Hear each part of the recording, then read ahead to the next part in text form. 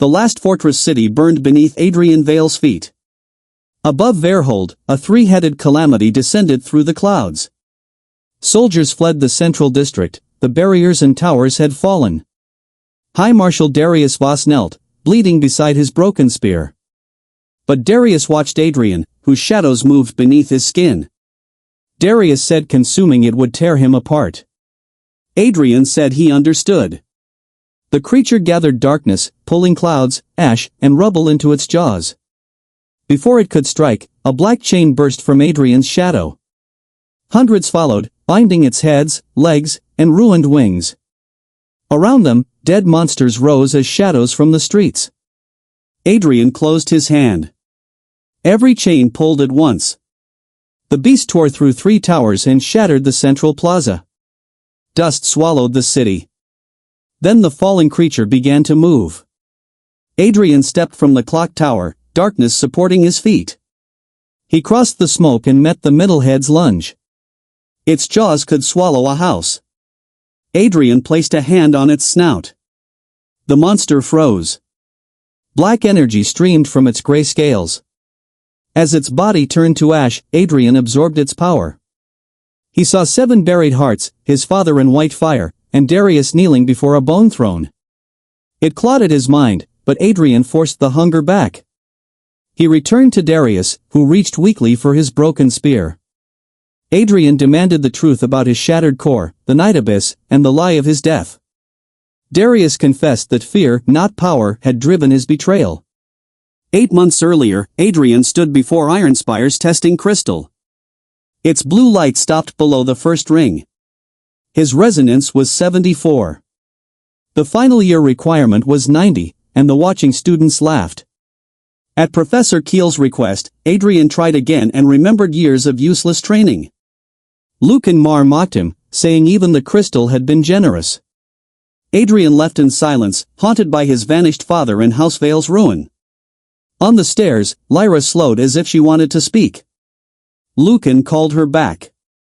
Lyra returned, and Adrian told himself it did not matter. Professor Keel summoned Adrian to his smoke-filled office. The Academy Council would remove Adrian from combat training by week's end. A transfer to logistics meant another year of tuition he could not afford. Orson said medicine could not heal veins that would not hold ether. At 12, Adrian had collapsed. After that, his growth simply stopped. Orson gave him 300 crowns, to repay when he became the Dominion's strongest warrior. Adrian accepted the money and left Ironspire before sunset. Beyond Veyrhold's blue barrier lay abandoned towns, ruined roads, and altered forests. 43 years earlier, 7 black stars had begun the sundering. Ether changed the world. Since then, power had meant survival, wealth, and status. Adrian returned to a cheap apartment above the Eastern District's waste canal. After bread and thin soup, he took his father's broken spear. He carried it to the abandoned storage building behind his home. There, he repeated the basic forms his father had taught him. His palms reopened, blood slicked the shaft, but he kept training. Leaning against a pillar, Adrian feared his veins would never heal. A pale ether might crawl across a torn grain sack. Drawn by his blood, it climbed onto his wrist and bit him. Adrian crushed it. His spear fell as cold energy entered the wound. His heart stopped. On the 3rd second, it struck hard enough to drop him. Darkness spread through his veins as the storage building bent around him. He saw a black ocean, a mountain of bones, and 7 hearts beneath the earth. His bloodied father appeared, warning him not to let the darkness learn his name. Adrian woke beside the mite's dry gray shell, warmth moving through his body. The wound on his wrist closed before his eyes. He found another mite and crushed it with the broken spear. Before midnight, Adrian found 6 more and absorbed their faint strength. At home, the resonance reader settled at 74.8. Killing insects had gained him nearly a point without a single tonic. He mapped 12 likely mite nests near the Eastern Canal. At dawn, Adrian entered a burned apothecary carrying poison in glass jars. Behind a cracked furnace, hundreds of pale mites covered an entire wall. He sprayed the poison, and the creatures scattered into the darkness. Cold energy entered him from every direction, painful and overwhelming. Years of invisible blockage began cracking inside Adrian's veins. After clearing the nest, his resonance had risen to 89.3. For 2 days, he hunted nests through tunnels, factories, and magical waste.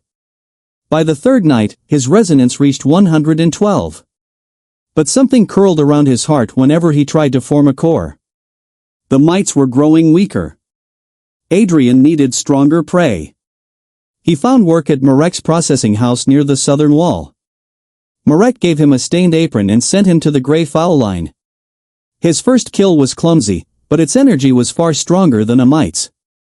By evening, Adrian had processed nearly 400 birds.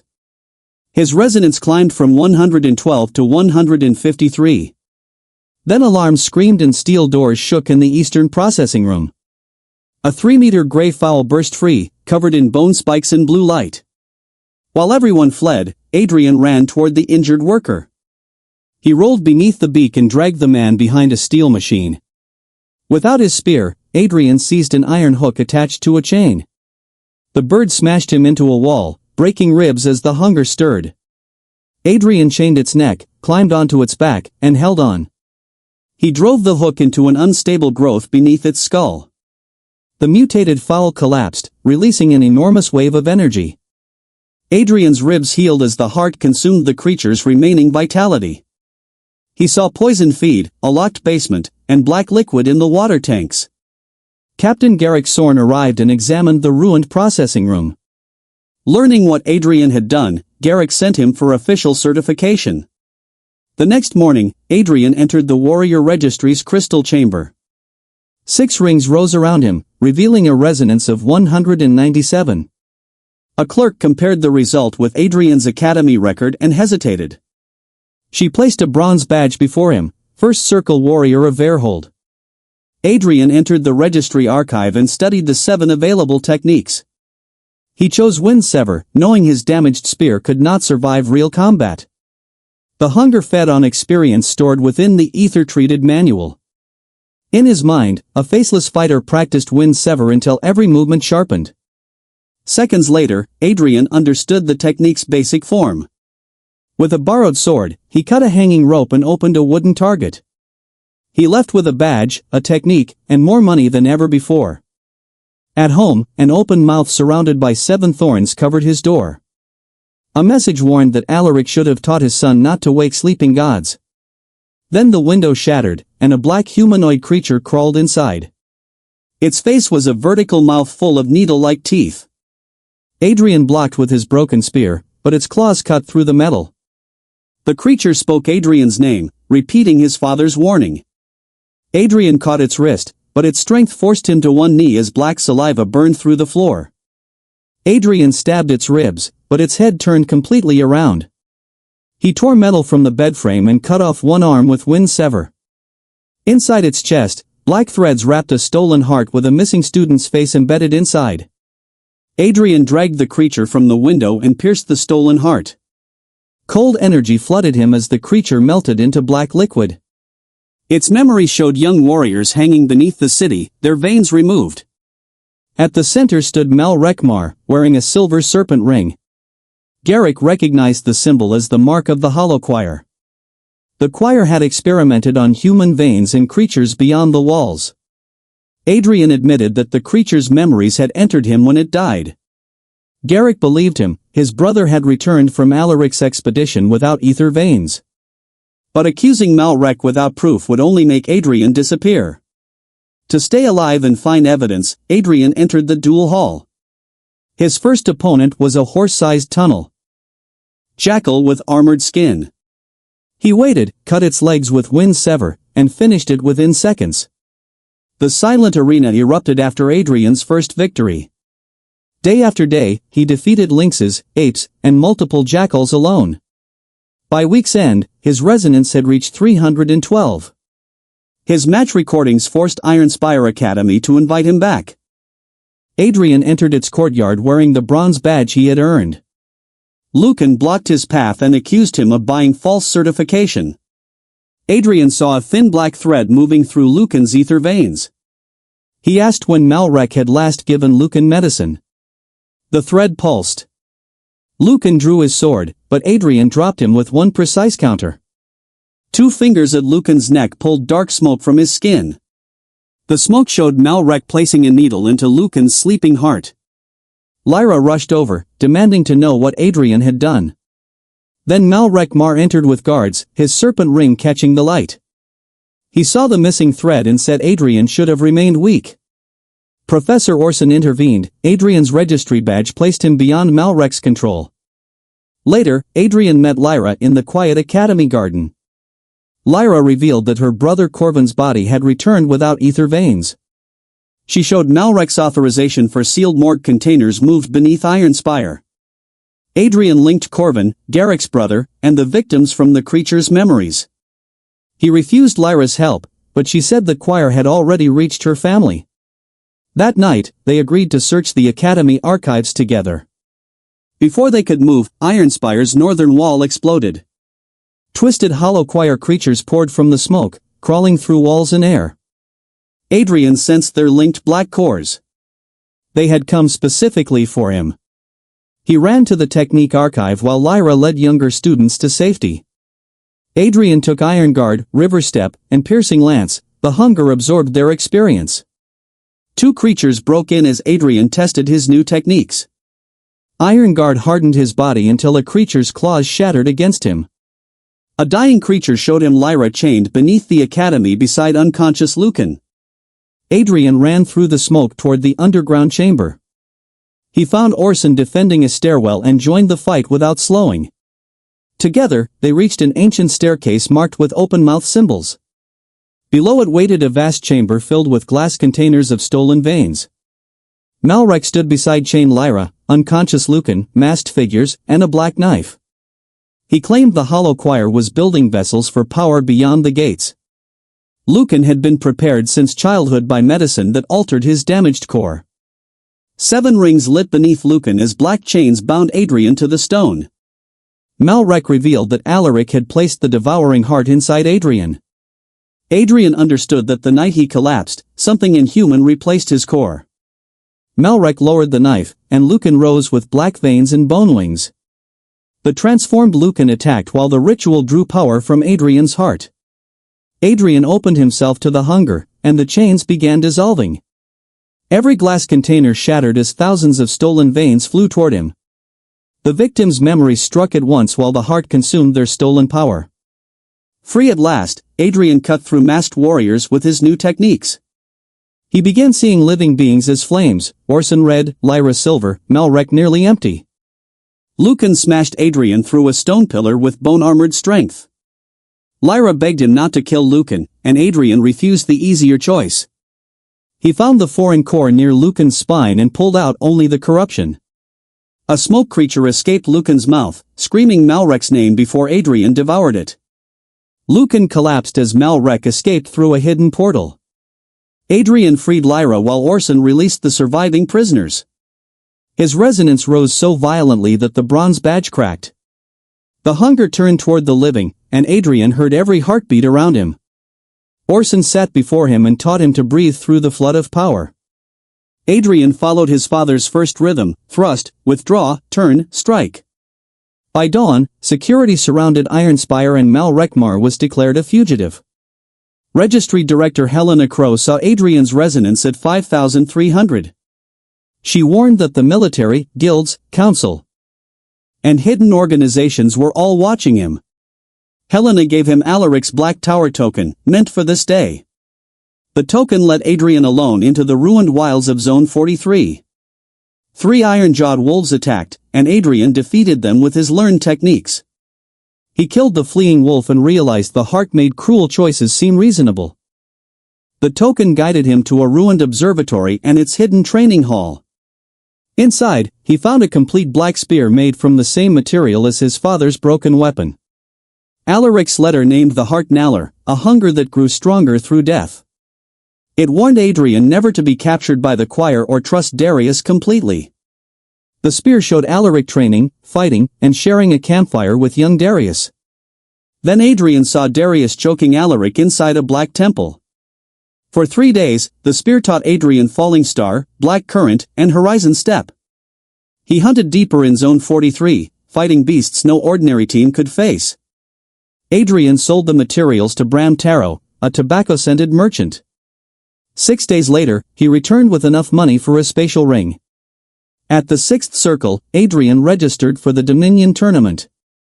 The tournament opened in Zone 61, a ruined city full of high-grade beasts. Broadcasts favored Cashin Rook, a Black Crest student who mocked Adrian's rise. Cashin challenged him formally, and Adrian accepted for the prize money. In the packed arena, Cashin charged with red ether while Adrian held Alaric's spear. Horizon Step placed Adrian beside him, one spear shaft blow ended the duel.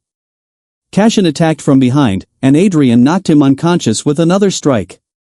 80,000 warriors gathered at Zone 61 under military drones. Adrian stood alone as famous contenders formed organized teams around him. The gates opened, and thousands of warriors entered the ruined city. Adrian used Horizon Step to leave the nearest teams behind. 23 Ember Hounds attacked him inside a collapsed station. He used Black Current to redirect their claws and flames, then cut through the pack. Through the night, Adrian hunted by sensing life with the heart. He killed a Hive Queen, silver crocodiles, and a Thunder Ape before dawn. On the second day, he found Rincade's team surrounded by winged lizards. Adrian saved an unconscious participant with a falling star thrust. He entered the swarm, and his spear became a line of black light. Ran offered him a place on the team, but Adrian refused to share beast cores. By the third day, the monsters began moving as one coordinated beast tide. From an office tower, Adrian watched streets fill with monsters around a white-armored serpent. A distress signal led him to Cashin and 12 trapped Black Crest students. Cashin assumed Adrian came for points, until a younger student admitted sending the signal. Together, Adrian and Cashin fought nearly 200 beasts around the tower. Cashin used his own body to shield weaker students. The Hunger noticed a wounded student, whose human ether shone brighter than any beast. Adrian bit his tongue, remembered Alaric, and chose not to consume the student. The 9th grade Pale Tyrant arrived, smashing buildings as warriors called for rescue. Adrian sensed hollow choir threads inside it and knew the tide was deliberate. He ran for the serpent, and Cashin followed after an angry hesitation. The tyrant fired a white beam that erased buildings behind Adrian. Cashin struck its side, but the serpent's tail threw him through a wall. Adrian's falling star barely pierced its jaw before it threw him into a dry riverbed. Touching a black thread, Adrian saw Malrek order the beast driven toward him. Rage silenced the Hunger as Adrian tore the black thread free. His arm healed. He redirected the tail, climbed the serpent, and ran for its skull. He compressed all his ether into the spear and cracked the armor with Wind Sever. The third cut sent black force through its head, and the Pale Tyrant collapsed. The heart consumed its strength, instincts, and memories, pushing Adrian to the 8th circle. Tournament lenses confirmed the kill and raised Adrian to first place. Across Veyrhold, Ironspire celebrated while Lyra watched with tears in her eyes. In the Silver Warden's command hall, Darius ordered Alaric's sealed file. Following the tyrant's memories, Adrian found a hollow choir lab beneath a ruined cathedral. Its maps revealed 7 gates, including the first gate beneath Veyrhold. The warning was clear: when 7 hearts awakened, the first king would return. Darius waited outside the cathedral in silver armor and said Adrian resembled Alaric. Adrian confronted him with Alaric's warning. Darius said Alaric had been his closest friend. Darius's pressure filled the street, proving a direct fight would end instantly. He offered Silver Warden protection, because the Hollow Choir would never stop hunting Adrian. Adrian withheld trust. Alaric had feared what Darius would do for humanity. Adrian won the Dominion tournament with more than twice the second-place points. Veyrhold welcomed him with banners while Ironspire claimed him as its greatest student. He used his reward to help workers, heal the injured, and thank Orson and Garrick. Lyra met Adrian on the registry tower roof above the city lights. She said Lucan had awakened, weak, angry, but free of corruption. Adrian admitted he feared himself, because the heart wanted every living source of power. Lyra reminded him that Adrian, not the heart, had saved Cashin, Lucan, and the wounded. 3 days later, Adrian met Darius in the Silver Citadel's map chamber. Darius said fortress cities stood above ancient gates, and humanity caused the sundering by opening one. The 7 hearts were living keys, fragments of beings that had once crossed through those gates. The Hollow Choir had used Adrian in a ritual at 12, destroying his natural core. Alaric placed the devouring heart inside him to keep him alive, awakening the first gate. In a recording, Alaric said to listen to Darius but never obey him blindly. To remain himself, Adrian needed anchors, people, promises, and memories. Darius announced an expedition through Hollow Choir territory to the Ashen Archive. Adrian agreed, knowing the path could lead to his father, truth, or a trap. For 6 weeks, he trained with Void Step and Heavenfall Spear from the Dominion Vault. He trained under crushing gravity, fought warden captains, hunted beasts, and reached the Meridian stage. Almost every night, he dreamed of a black ocean calling him by another name. He built anchors from Orson, Garrick, Bram, Cashin, Lucan, and Lyra's hand. Before sunrise, the expedition left with Darius, Lyra, Lucan, and 30 wardens. They crossed northern wastes where snow rose upward and mountains moved overnight. On day 12, they reached the Night Abyss, a black wound in the world. At its edge, the devouring heart fully awakened. It knew this place. They descended ruined bridges as shapeless creatures poured from the black mist. Darius shielded the wounded, fighting exactly like the hero Veyrhold believed him to be. On the 3rd day, Adrian found the remains of Alaric Vale's unit on a broken bridge. He found Garrick's brother's badge beside blood still fresh after 14 years. Touching it, Adrian saw Alaric and Darius arguing in a black temple. Alaric refused sacrifice. Darius said one life could not outweigh a city. Then Darius stood before a hidden throne, accepting an offer to deliver the vessel. Adrian shared the memory, and Darius admitted why he brought him there. Symbols flared below Adrian. Warden barriers rose as black chains wrapped around him. Lyra raised her sword as Lucan learned the wardens had known all along. Darius said returning the heart was the only proven way to delay the convergence. Lyra attacked him, but a warden captain blocked her. Lucan attacked after learning Darius permitted the choir's search for another vessel. A warden captain drove a spear through Lucan's chest. Lyra screamed. Adrian pulled against the chains as the heart erupted and cracked the bridge. Darius moved first, driving his silver spear through the heart in Adrian's chest. The heart shattered. Adrian's power collapsed, and the chains released him. He fell from the bridge, touching Lyra's hand for one last moment. Darius caught Lyra before she could follow Adrian into the mist. Adrian's body struck stone again and again as he fell into the abyss. At the bottom of the abyss, only a final heart fragment remained within his corpse. An abyss creature ate his arm. The fragment consumed the creature completely. Flesh returned to his arm, and his heart struck once. Days or weeks passed as more creatures rebuilt his body and memories. Adrian opened dark eyes and crawled across the abyss floor. He devoured impossible creatures that carried cities or spoke with beloved voices. As memories returned, he rebuilt Wind Sever, River Step, Falling Star, and Void Step. The heart spread through his shadow, allowing darkness itself to consume. Deeper inside, Adrian found a black ocean beneath a ceiling of stars. On its shore stood Alaric, older, one-eyed, and pierced by black chains. Adrian crossed the shore and struck his father into the water. Alaric said he deserved Adrian's anger for hiding the truth. The chains through Alaric's body bound something sleeping beneath the ocean. Beneath the water, Adrian saw a shape larger than the crowned calamity. A vast eye opened, and the hunger inside Adrian answered. The ocean rose as a voice called Adrian by the name Naller. He saw a world devourer, 7 beings before a throne of light, then betrayal and imprisonment. Alaric struck him awake and ordered him to use his anchors. Adrian remembered Orson, Garrick, Bram, Cashin, Lucan, and Lyra. Naller screamed, splitting black stone as Alaric pulled Adrian away. Alaric revealed that the Ashen Archive waited beneath the black ocean.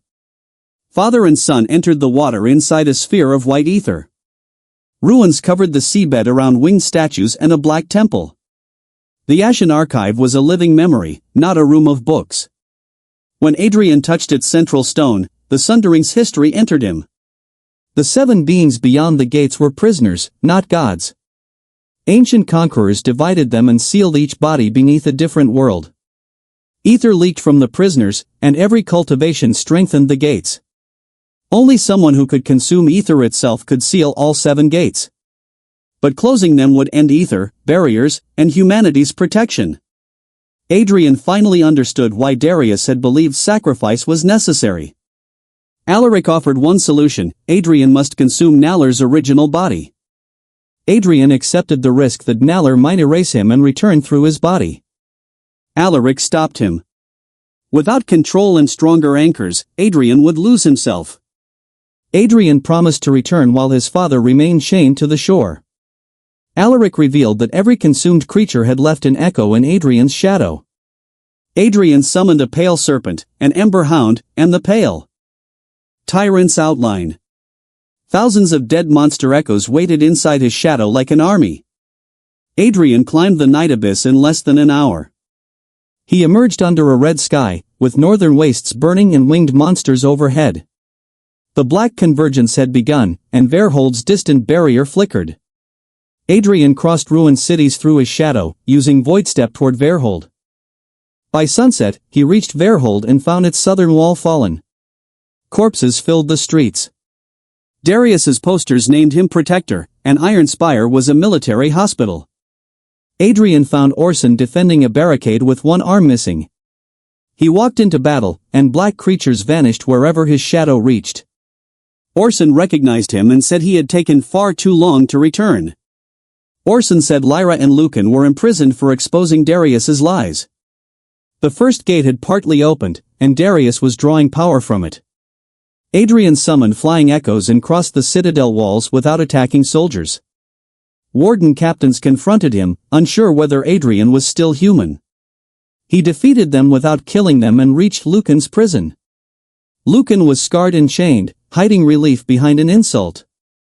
Adrian freed him and learned Lyra was held at the central clock tower. They emerged as the sky split open above Veyrhold. The crown calamity descended, 3-headed, 6-winged, and covered in dead faces. The future Adrian had seen became real as he crossed the burning city.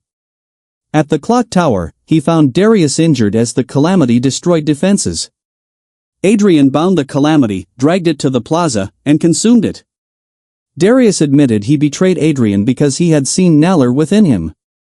Adrian realized Darius feared the original being, not the boy. Malrek appeared with Lyra bound near the edge and the choir around him. Shocked by Adrian's survival, Malrek called his new power a successful maturation. Darius stood between them, admitting he opened the first gate to save Veyrhold. Adrian answered that every sacrifice was still a choice. Their weapons met, silver spear against black weapon, splitting the clock tower. Silver light and abyss darkness collided above Veyrhold. Their battle crossed the sky, destroying rooftops and shattering windows. Darius used techniques from Alaric's memories, revealing their old bond. Adrian redirected the spear with black current and broke Darius's armor. Darius pierced Adrian's shoulder, but the wound closed around the blade. Adrian trapped the spear and sent black roots into Darius's memories. He saw young Darius carrying dead children from a burning fortress. He saw Darius accept a choice between one city and the Dominion. Each smaller disaster had made Darius's next compromise easier. Adrian released him, saying he could have trusted the people he protected. Lyra broke one chain against the tower's edge. Lucan appeared behind Malrek and drove a sword through his father's side. Adrian used Voidstep to appear before Malrek, who finally looked afraid. Malrek argued that his knowledge was needed to control the heart. Adrian knew hunger could not be controlled, only resisted through choice. He touched Malrek's chest and consumed only the corruption within him. Malrek's stolen power vanished, leaving Adrian memories of labs and secret agreements. Those memories showed 6 other gates opening across the world. The heart wanted Malrek's life, but Adrian left him powerless and alive. Lyra reached Adrian and touched his face to prove he was real. She struck his chest, then embraced him until the heart fell silent. Darius watched Lyra become Adrian's anchor and lowered his broken spear. Then the first gate opened completely beneath Veyrhold. Black light rose as every warrior screamed and ether tore from their bodies. 6 more black columns appeared, 7 gates, 7 prisoners, the black convergence. Darius fell to one knee, seeing every sacrifice had prepared a greater disaster. Adrian summoned his father's spear as the first gate released a true servant. A hand larger than the silver citadel gripped the city and tore streets apart. A voice rolled across the world and spoke the name Nalar. Adrian felt Alaric's chains breaking and the original body beginning to wake. Darius said no human could fight it. Adrian admitted he was not ready. Adrian's shadow spread across the entire city. Every beast he had consumed rose within it, filling streets and skies. Veyrhold watched an army of dead. Monsters turned toward the gate. Adrian raised his spear, ready to reclaim the city before saving the world. The echoes charged toward the enormous hand beneath Veyrhold. The hand opened, revealing an eye in its palm fixed on Adrian. Nalar's voice entered Adrian's heart and ordered him to return. Lyra stood at his right and Lucan stood at his left. Orson and Garrick arrived as Darius raised his broken weapon. Adrian looked at the people who had become his anchors. He faced the imprisoned king beneath the world and refused. The final war began.